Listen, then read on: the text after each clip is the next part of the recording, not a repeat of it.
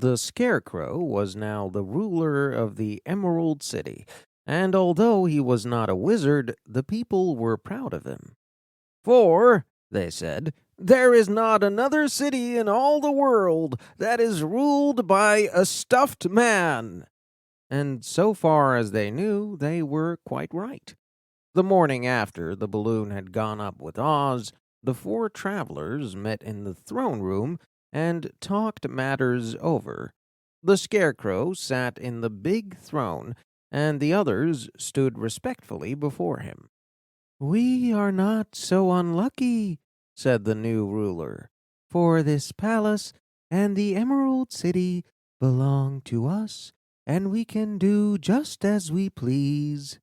When I remember that a short time ago I was up on a pole in a farmer's cornfield, and that now I am the ruler of this beautiful city, I am quite satisfied with my lot."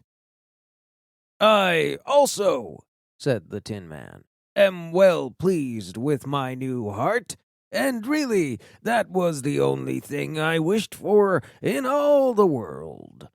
"For my part, I am content in knowing I am as brave as any beast that ever lived, if not braver," said the Lion modestly. "If Dorothy would only be content to live in the Emerald City," continued the Scarecrow, "we might all be happy together." "But I don't want to live here," cried Dorothy. "I want to go to Kansas and live with Aunt Em and Uncle Henry." "Well, then, what can be done?" inquired the Tin Man. The Scarecrow decided to think, and he thought so hard that the pins and needles began to stick out of his brains.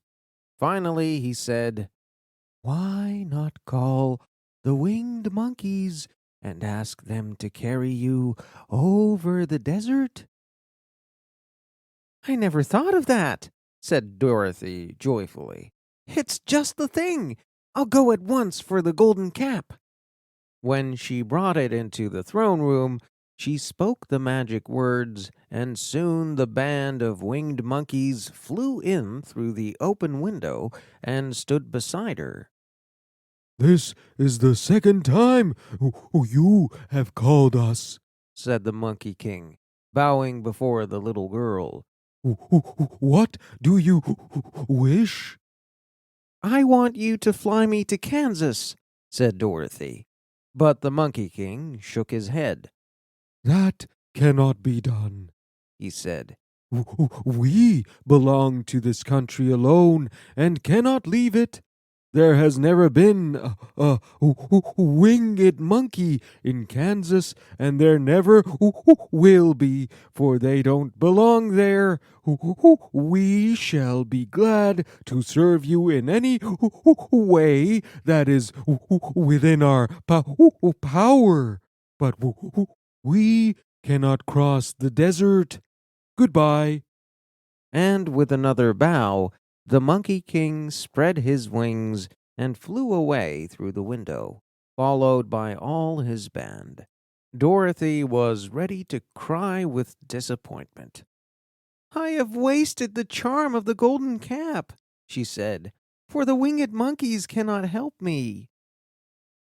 "It is certainly too bad," said the tender-hearted Tin Man.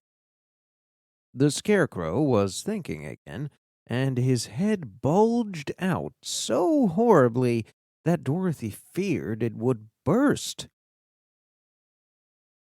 "Let us call in the soldier with the green whiskers," he said, "and ask for his advice."